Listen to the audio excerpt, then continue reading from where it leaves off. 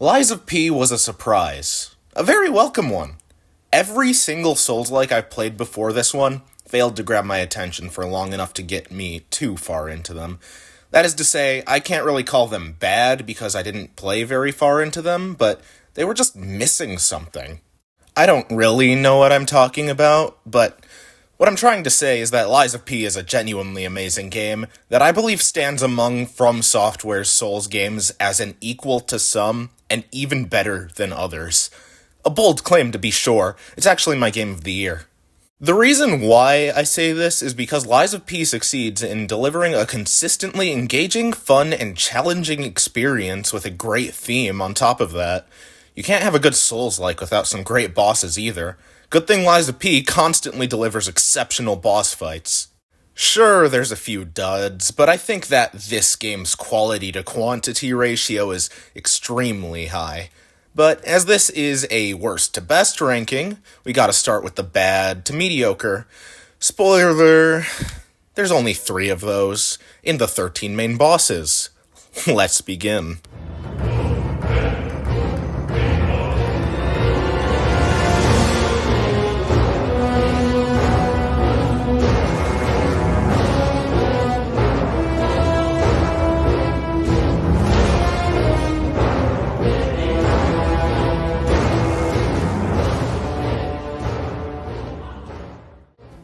At the bottom of our list, or my list rather, I have the corrupted Parade Master, here for the crime of being a reskin. Anything added to this variation isn't fun or interesting in any way. It's the only bad boss in the game. The only credit I can give him is that it's at least cool to see one of the boss puppets in this state, which, to be completely honest, is still something I'm not completely sure of the nature of. I think it's petrification disease, but I don't really understand how that affects puppets. I suppose it can infect Ergo itself? Anyway, let's move on. I'll actually talk about the Parade Master when we get there.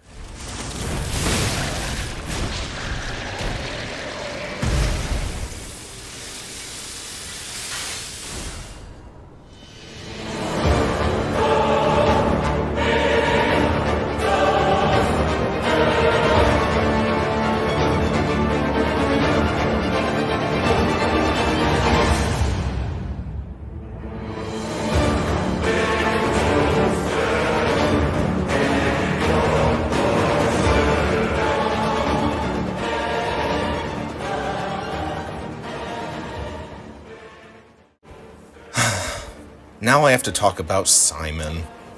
He's the most disappointing boss in the game, but I'd be wrong to say it's a bad fight.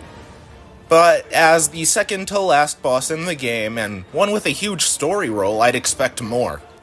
He just kinda is a big guy with a club, and in his second phase, he gets annoying ranged attacks that build up the insta-kill status effect.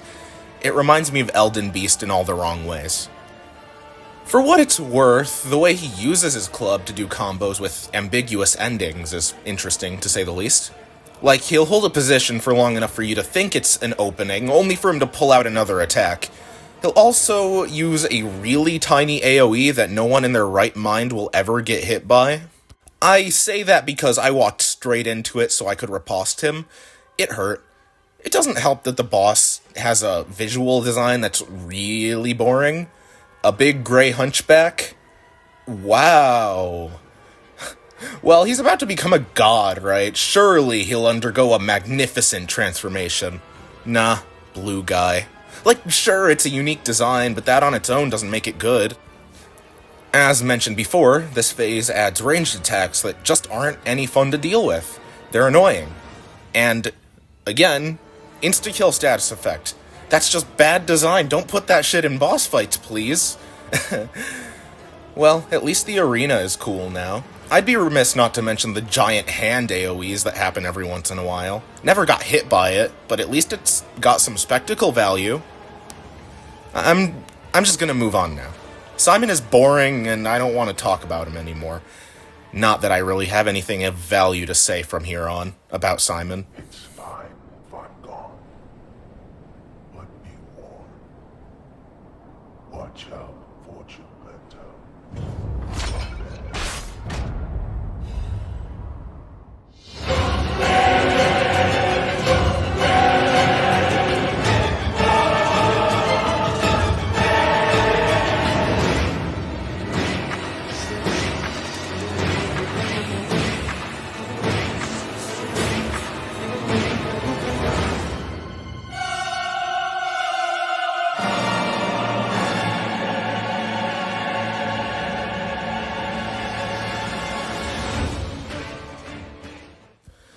Now, here's a boss that's anything but boring, and that's all because of how out of place it is. Why am I fighting a treasure-collecting, puppet-devouring green monster? Not that I have a problem with it, but it's just the only random monster in the game. Also, why does its name specify that it's green? I can see it. There's not a red or blue one. All adding green to the name is making it not roll off the tongue well. I'm nitpicking. This game's called Lies of P. The upgrade system's called P-Organs. Clearly naming isn't in anyone's strong suit. Still nitpicking. Love this game. So, to start with, I like the intro cutscene. It reminds me of how a monster might be seen in a found footage movie. And the monster design is just okay. Interesting to look at for a little while, but the longer you see him, the less interesting it becomes. I don't know. The actual fighting is fun, though. The monster really likes slam attacks, because there's like 3 different variations. It also does some burrowing that's easy to dodge and punish. Another attack is the vomit one that builds up decay, but that's another one that's easy to dodge. The only other notable attack is the back-off tentacle swipes that inflict decay. It happens quickly, so it's a little bit hard to parry, and it's kind of annoying, but that's really it. The monster has a moveset that's really simple, but overall pretty engaging to fight. Phase 2 has the monster invade the body of the Watchman and become basically a Watchman version of the corrupted Parade Master. Same moveset, with a few alterations befitting of the new host. There's the supercharge, where the monster goes back and forth quite a few times, but if you parry it, for some reason the monster gets stunned. Sometimes the monster will do a sidestep while flailing its tentacles wildly. As long as you stay back, you'll be fine. I think this is a better reskin than the Parade Master, but it still isn't something to get very excited about, I don't think. The boss is very much the most mediocre battle in the game, but it has its merits, and in fact, since the boss quality in this game is overall very good, I think that I could say the monster is actually good, just mediocre in the scope of the game.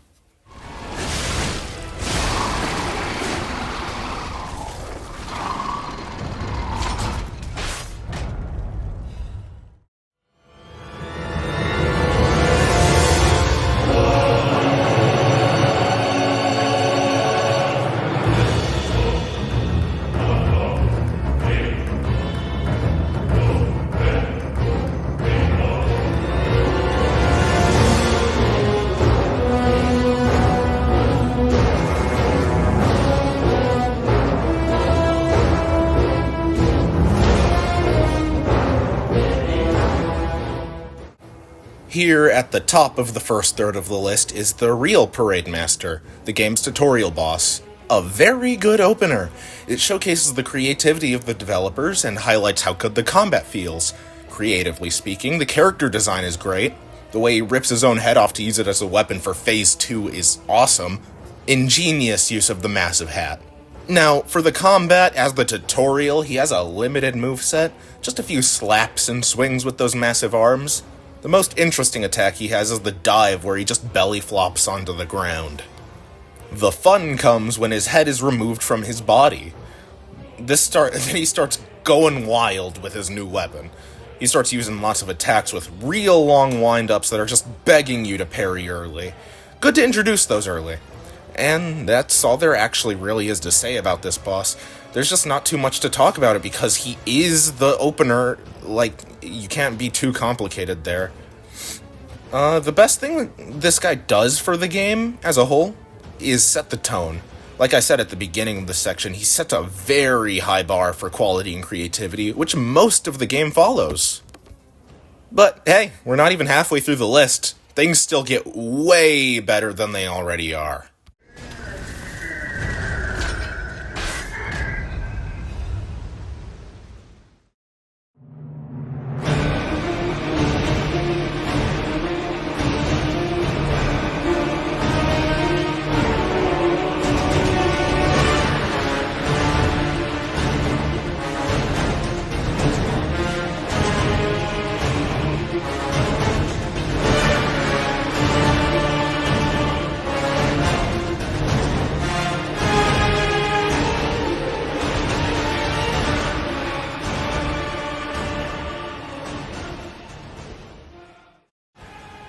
Now here we are on the boss that was the most difficult for me to place. The entire time I was writing the script, it was moving up and down and up and down.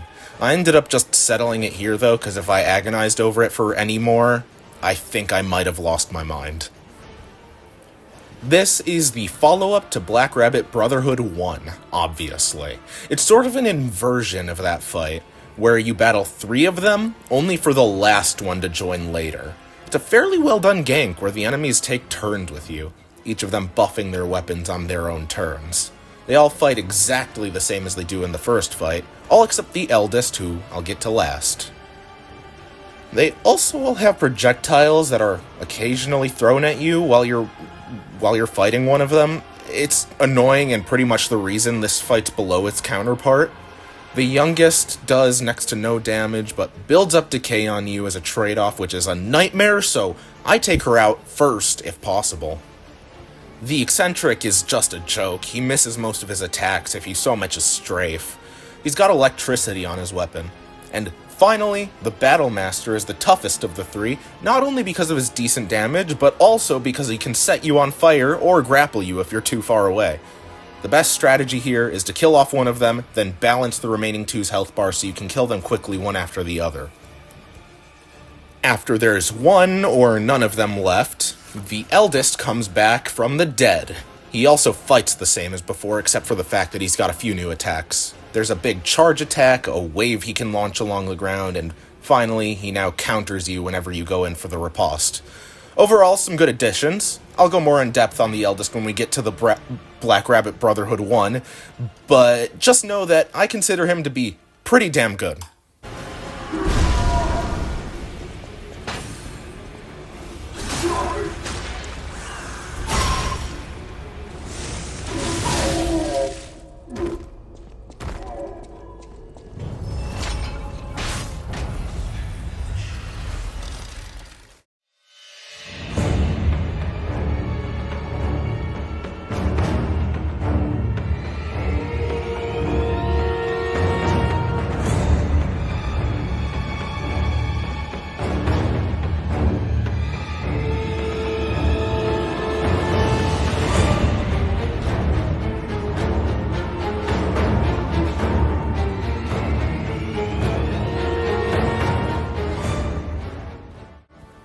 Well, here we are. This version of the Brotherhood battle is almost completely focused on the eldest and his Buster Sword. I love the setting of this battle, the flooded Malum district where the storm never seems to end. The eldest and all his siblings have sick designs, but the eccentric did miss the rabbit motif, so instead of giving their outfits a cumulative rating of 9 out of 10, it's gotta be an 8.9 out of 10. One other thing I love about both of these fights is how talkative they are. Especially while you're traversing the area before the boss, it gives them a sense of presence that no other boss in the game has. Now, time for the main event. The eldest fights terrifyingly quickly for his size. He swings that sword like it's nobody's business. He's got a huge range, too. He's up there with Nameless Phase 2 and Laxasia Phase 2 in terms of room to breathe. He'd be tied if it weren't for him backing off every time a sibling made a guest appearance. Your best opportunity to get hits in is whenever he does the jump and slam, or the fury attack slam. Both of those lock onto you wherever you were when it started and don't adjust their position, and they both have pretty good end lag. Another attack that's really great to punish is the spin. If you parry the whole thing, you'll build up his stagger a whole lot. Other than that, combos for days, just like Romeo. Better hope you're good at parrying. For every quarter of his health lost, a sibling will join the fight. You can quickly get rid of them and return the fight to a 1v1 because the eldest backs off and occasionally makes a full arena charge to shake things up. Overall, this one's a good time. Nearly deserving of moving up a few spots. Yeah. These bosses are so close in quality for me that they couldn't move up just 1, but 3 spots. I just decided on this ranking in the end because how I generally prefer one-on-one battles, as most people do. Don't get me wrong though, this is a great example of how to do a fight with multiple opponents. And from now on, no more ganks. Damn you. You'll pay for that.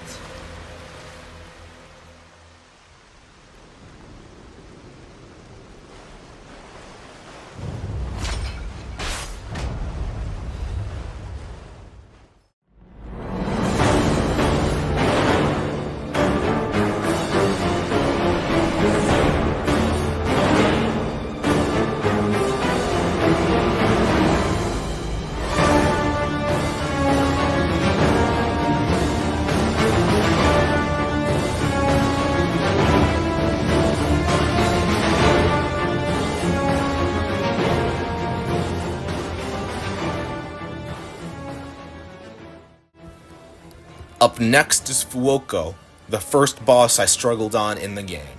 He's probably got my least favorite puppet character design, but he's a blast to fight, no pun intended.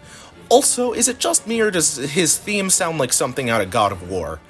Either way, let's focus on the battle itself. Fuoco really likes to do attacks where he drags his hammer fist across the ground and swings it horizontally. Other than that, he's got the typical slams and the occasional upswing into slam as well. How could I forget about his attack where he spins a few times and lets off his flamethrower? I don't think the flamethrower actually does anything and it's just for flair though. His game plan in Phase 1 is essentially, I'm gonna bludgeon you to death with my big hammer.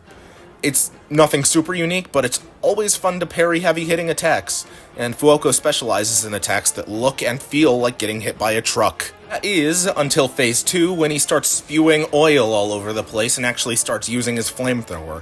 One notable thing that fundamentally changes how the boss plays is the big get away from me AoE where the ground is set on fire. If you're hit by it, you'll pretty much instantly catch fire and take a good chunk of damage.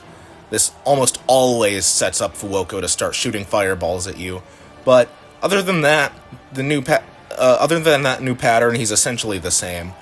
But it does somewhat disrupt the flow of the fight, and not really in a good way, because this aggressive boss is suddenly sitting on the other end of the arena, taking pot shots at you, forcing you to run after him. Even still, I really like the gameplay here. It's just fundamentally exciting to parry big attacks for me. And with that intellectual statement, let's move on.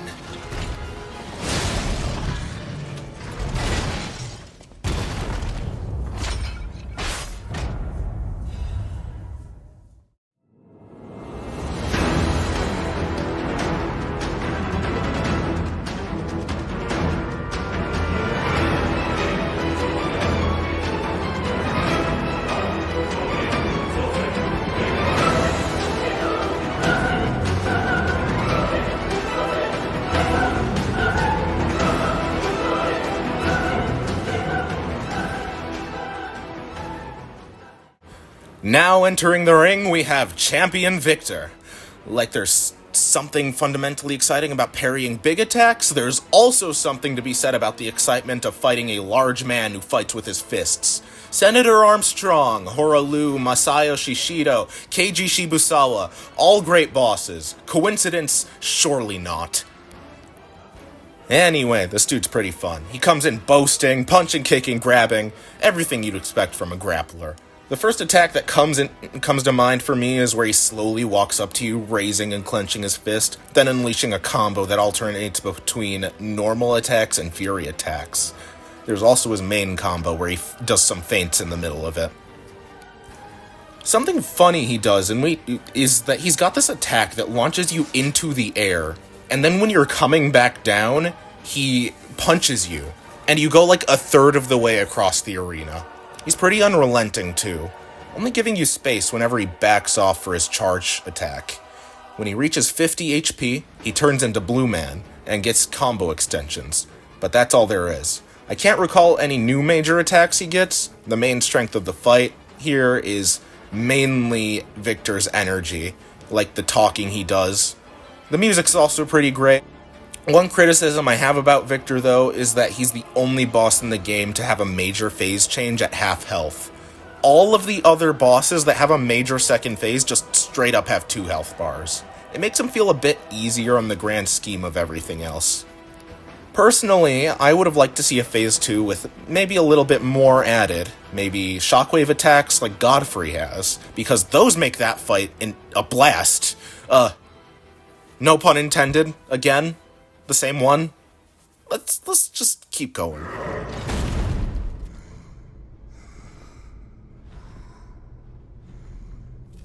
Why be humble? I am evolved. A better man!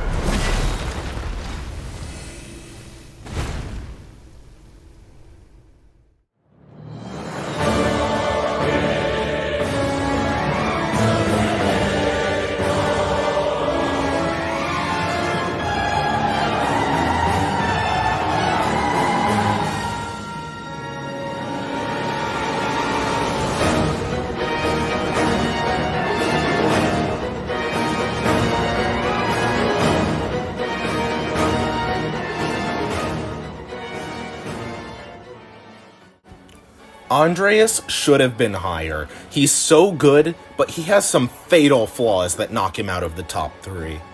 I'm going to give you time to think about that while I discuss his design. This thing is horrific in an amazing way. The way you get a glimpse of him when you first enter the cathedral is one of the only times you see a boss in person before the battle. You only see him for long enough to make out that it is in fact a living being. By the time he escapes, your imagination is running wild on what the hell is that juice. When you finally reach the boss room, you get a cutscene of him just looking at you for an extended period of time. Then he slowly retreats, his mask drops, and the main body violently falls into the arena, and it resembles nothing like what you saw. This hideous being you see before you is what was once the Archbishop. He was apparently a fraud who lied about being visited by the same angel the original Archbishop saw. In Phase 1, he's got this large, lumpy creature appearance with the inverted head, and as far as I can tell, this form doesn't have any meaning, unlike Phase 2's. Most of his attacks come from his arms, which he uses to swipe at you or swing his body around. He also uses them to stand up, only to crash back down on you. His only other attack type is a 2-hit tongue combo that builds up decay. The biggest problem with Phase 1 is that he has a combo where he swings around to his side, which makes you unable to see his other arm that he's about to attack with. There is the slight tell of him shifting his weight, but I don't know if I can justify that as counting. Another thing is, when he attacks you, it almost always pushes you back, which makes it really easy to get pushed into a corner and unable to see because of how big he is. Other than that, though, fun boss. Phase 2 is unfortunately the problem.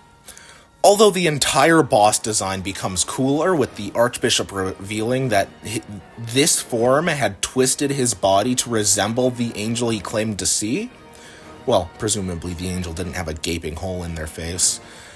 Now, this is awesome, right? The music is picking up, the true Archbishop has revealed himself, he's speaking delusional nonsense. What's not to love? Well, the fact that Phase 2's changes don't really do anything in the grand scheme of things. The intended effect is that you're now fighting a boss with 2 movesets depending on what side you're on, and I loved that idea in Dark Souls 2 with the Laxasia Sentry. But here, 90% of the time, you'll still be fighting the Phase 1 side. The Phase 2 side is what it starts on by default, and you'll get to see some of what it does at least, and it's cool. He uses his wing as a blade and does some slams with his staff. The problem here is you're fighting the camera. You can't hit him if you aren't locked on because of how he moves, but if you're locked on, most of his attacks will screw up your camera, especially if he does the stand-up attack. Although, I admit that could be a me problem. The actual biggest problem of this phase is that once he decides to turn around to show you the Phase 1 side, you're not seeing the Phase 2 side again, no matter how hard you try. Even when the Phase 1 side does do a turnaround attack, he just turns right back around to face you again. It's so frustrating because of how cool the idea of this boss is. Even still, I have him so high up because I just love the idea of what he does. And it's still possible to fight the Phase 2 side, but you practically have to force the game to let that happen. The only new attack from Phase 2 you will have to deal with no matter what is the Laser Blast, which is really easy to ignore by just walking near to him. My verdict here is that Phase 1 is pretty great, and Phase 2 has the potential to be something amazing if they fix the boss AI. As it stands now, though, he's a frustrating piece of mixed potential that I love anyway.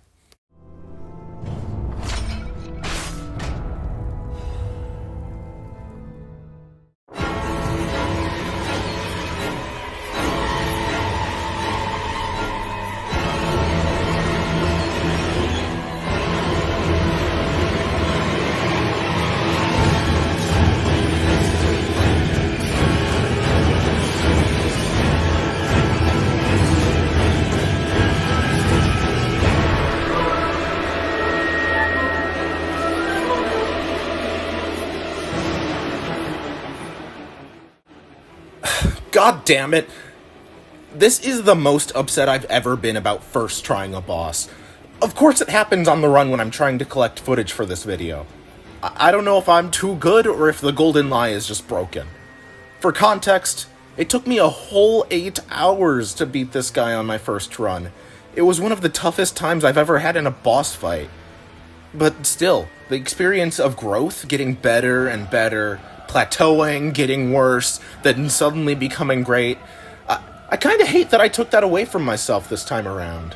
So instead of talking about how it went this run, I'll talk about it from my first playthrough. Forgive me for the lack of footage as well, I just didn't really think I wanted to sink another 20 hours just for one boss. Nameless Puppet is the game's final boss, and it's most challenging. The puppet is made from Geppetto's son's body, and according to one of the boss item descriptions, it's fueled by pure hatred. That becomes manifest in Phase 2, but for now we're talking Phase 1. He has 3 movesets in Phase 1, but I only had reoccurring experience with 2 of them. They're both quite expansive in of themselves. First is the Greatsword, relatively long wind-ups and hard-hitting attacks is mostly what it boils down to here. This is also the most difficult of his Phase 1 movesets to me. The only problem is I can't say much other than that. It's not fresh in my mind at all. I decimated his first phase so hard in the second run that I hardly even saw his second weapon form, which is the longsword, I believe. It's much quicker, but also does a lot less damage. The difficulty here is parrying because the timing is a little bit difficult to learn.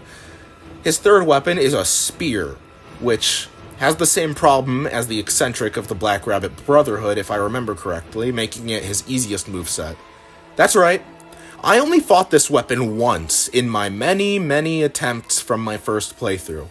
What I remember vividly is Phase 2, where his difficulty was once a 7 or 8, it's now been turned up to 11. Now that he's free of Geppetto's control, that searing hatred I mentioned is visible on him.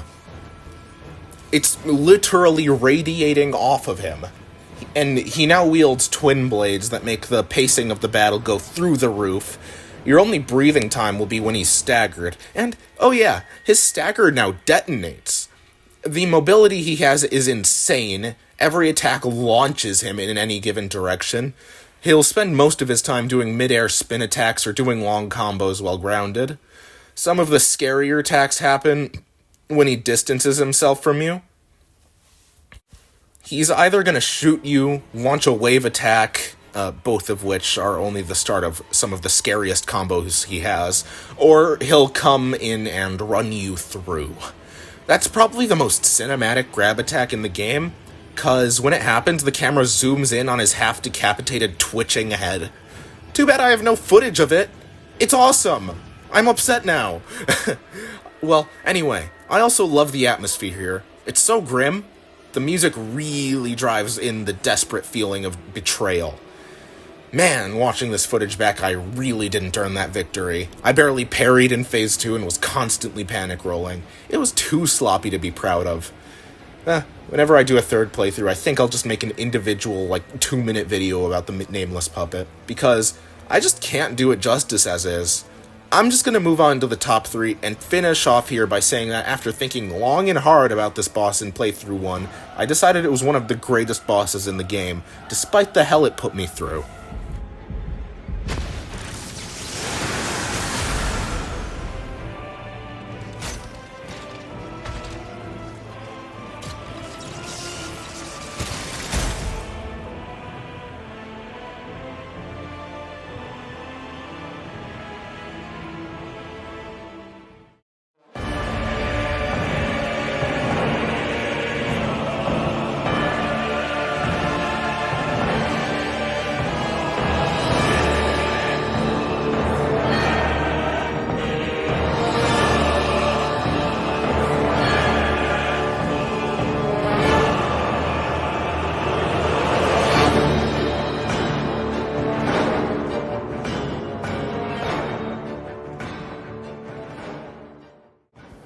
Alright, the first boss on the list I'd truly consider to be top tier is here.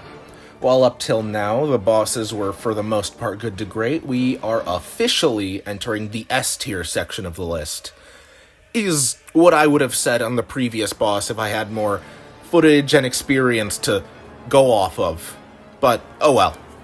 The scrapped Watchman is the very first thing I saw from Lies of P, and single-handedly convinced me to buy the game. And I'm glad he lives up to the hype I had for myself when I saw him. While writing the script for this video, he ended up moving up a few spaces from, I believe, 5 to here. More so because I realized how good this boss is, and less because the others were worse. Now, to get this out of the way, I'd say the Watchman's weakest point is his soundtrack. I wouldn't call it bad or anything, but it's not very memorable to me.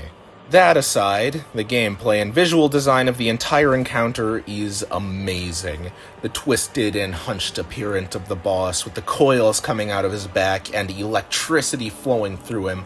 I really believe that this is one of, if not the best character designs in the game. Better than most everything on this list. I also love his face. It's kind of funny. The boss mostly uses swipe and slam combos that are a blast to learn to parry. That is the third time I've used that expression in this video. He also has a grab and a charge. The occasional flashy fury attacks enhance the boss just slightly, but it means a lot to me. At half health, he gets follow-up lightning strikes on his slams, and he also gets a new attack that is reminiscent of Incineroar's up B in Smash. I like the lightning strikes because of the extra layer it adds where you need to reposition yourself more often instead of just standing still parrying. Now, for the final aspect, the lore. The Watchman was created as a police mascot. Eventually, he became beloved by the children of Krot, but then he was used for experimentation, which is why he's got all the electricity stuff going on, and that goes the same for his strange posture. Despite that, the children still loved him, and it stayed that way up until the events of the game, where the kids are now all sick with petrification disease, and the puppet frenzy has brought Krot to its knees. The Watchman was alone, but at least he still had a keepsake from the children. It's a pretty heartbreaking story, and as I believe, a good story can elevate a bad boss to being neutral, so, imagine what it does for an already great boss.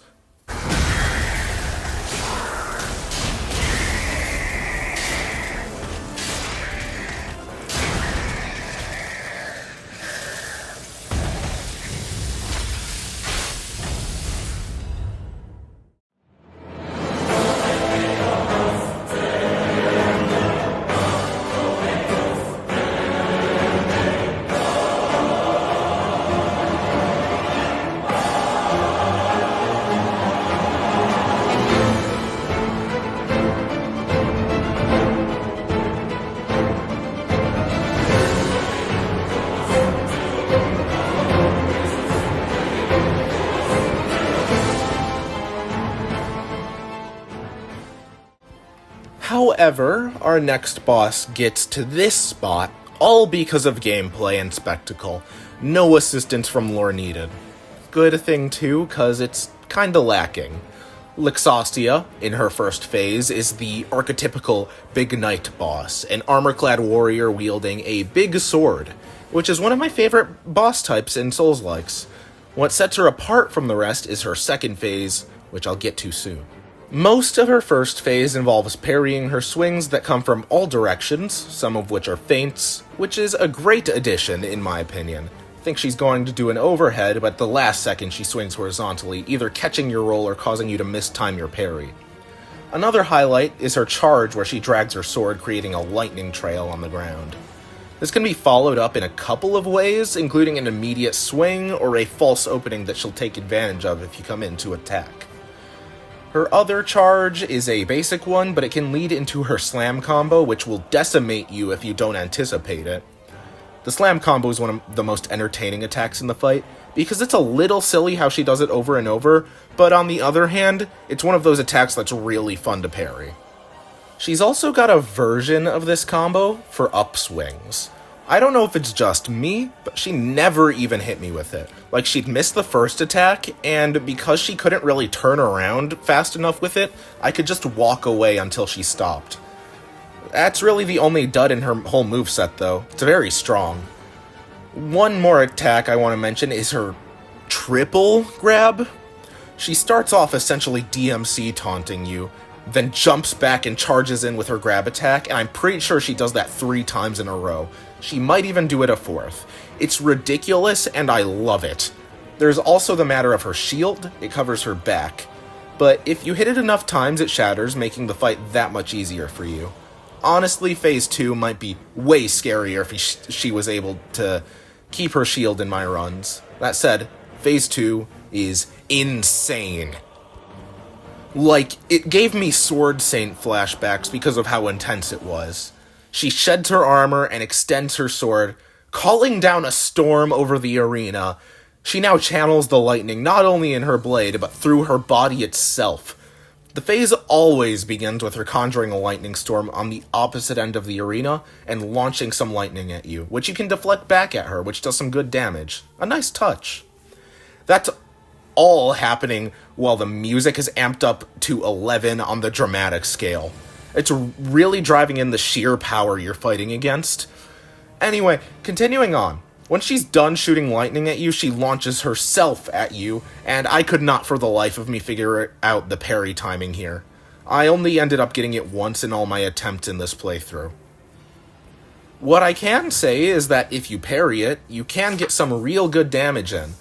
Between the 2 times she's guaranteed to do this, I think if done perfectly, it'll add up to a total of a quarter of her health. She'll also do these jumps mid-fight where she hovers in the air and shoots more lightning at you. So if you master that aspect of the fight, you're getting in a lot of free damage. So that's her main gimmick. What else does she do? Man, I'm not sure. I get Sword Saint tunnel vision, and unlike with him, I haven't done this battle a half-dozen times. All I know is that she zips around and does fancy flying attacks. She's also got a charge attack that goes on for a while. Occasionally, she'll also block your attacks with the shield you broke. I assume you'd bounce off of it if it wasn't yet destroyed. She also can instant transmission mid-combo, which is terrifying. She keeps some attacks from Phase 1, but they're much faster to complement the new melee attacks she has. Second phase definitely holds a record for me. Most panic rolls. I'm sure you can tell from the footage that I never managed to keep my composure here. Well, it is what it is. Even though I barely made it through, I thoroughly enjoyed this fight. From the amazing spectacle to the crazy attacks, I genuinely love it. Like I said at the beginning, the only thing lacking is the lore. Just because it all adds up to Laxasia is the alchemist's perfect specimen, and she is obsessed with Simon. That's it. The next boss on the list, though, is the opposite in terms of lore, because of the massive story implications he has in the story. So, know who it is?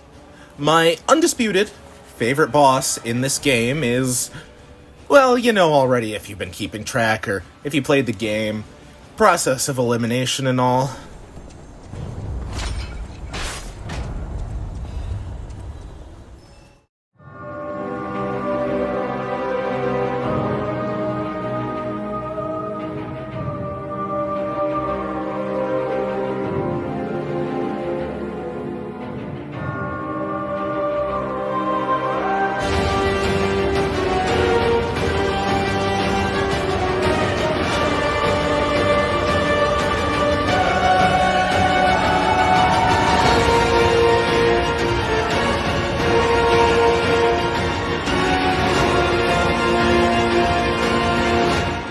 Romeo, the king of puppets. Oh my god, if I had to use one statement to describe this fight, it would be jaw-dropping. Everything about this boss is tuned to perfection. All of it combines into something that stands proudly among From's best of the best. Which, for the record, could be said about the entire top 5. I really hyped this battle up, and I'll do my best to back it up with words, but in the end, as this is from a game, you'll never truly understand unless you experience it for yourself. So, where to start? How about with the amazing visuals? The King of Puppets is a design that I can't help but marvel at every time I see it. This is normally the part where I'd go on and on about his appearance, but you're watching this video, right? Surely you understand why I think so highly of his design. And this is all without mentioning the exceptional animations every attack has. What it all comes down to is how creative the use of the retractable tube arms are. That, and the fan, and the cannons, and the fact that he transforms. The king is just a great fight to look at, and it's also just as great to fight.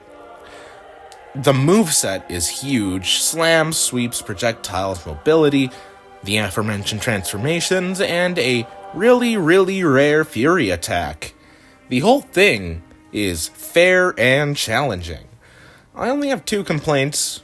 One is when he turns into the vortex and spins his upper body, it's unclear that you need to stand near him to avoid damage, and once you figure that out, you get a ton of free hits in. That attack goes from being confusing to being an outright joke. My only other complaint is that he rarely uses his fury attack.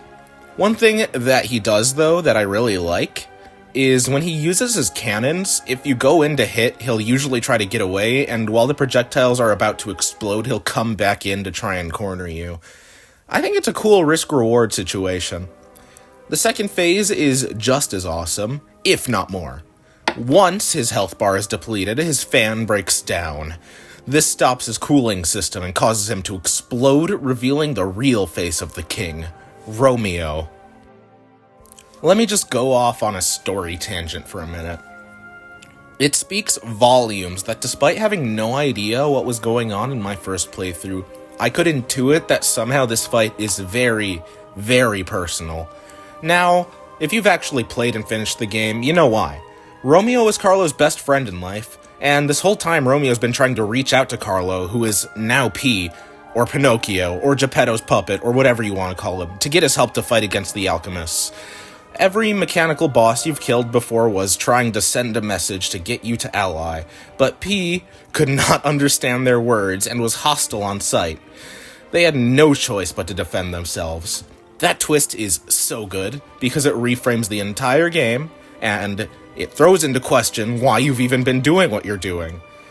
That was the reason why the king reached out his hand to P in the intro cutscene, which was essentially Romeo putting on a play to demonstrate that Geppetto is not to be trusted. Now that I've properly put in perspective the narrative weight of this fight, we're on to Phase 2. Once again, starting with the visuals. When you first get a glimpse of Romeo, he's still wholly intact, looking the closest to human any other puppet you've seen so far has. However, the king puppet explodes and damages Romeo, giving him a much more singed appearance. His entire left side is burnt and half his face is entirely gone, revealing a Terminator-esque red eye. There's also the tube sticking out of his back, which I assume connected him to the king. The entire stage is now on fire too. I love that the arena is dynamic.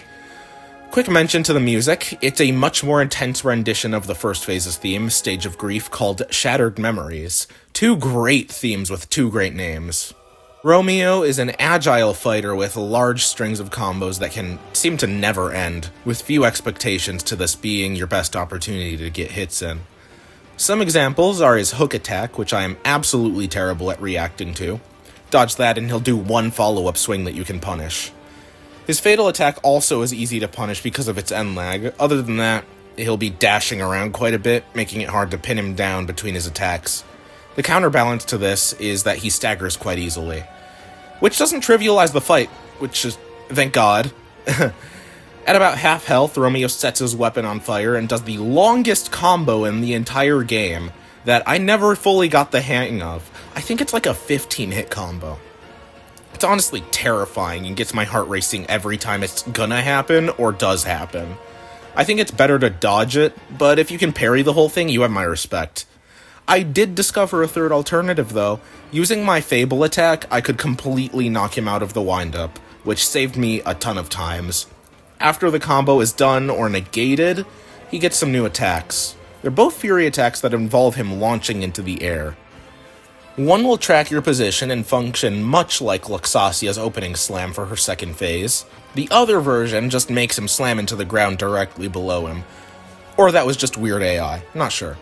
Overall, this phase turns up the intensity to a considerable degree. The narrative weight makes it much better, too. Both phases are fantastic and worthy of top 3 individually, but together they combine into this game's best boss fight.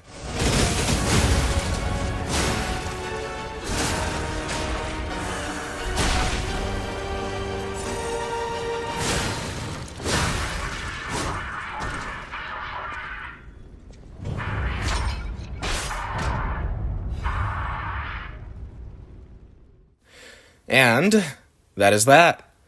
I really am glad I experienced this game. Over the course of writing the script, I've only grown to appreciate it more. That said, I thank you for watching this video. It means a lot. Please like and subscribe if you enjoyed it, and I will see you next time.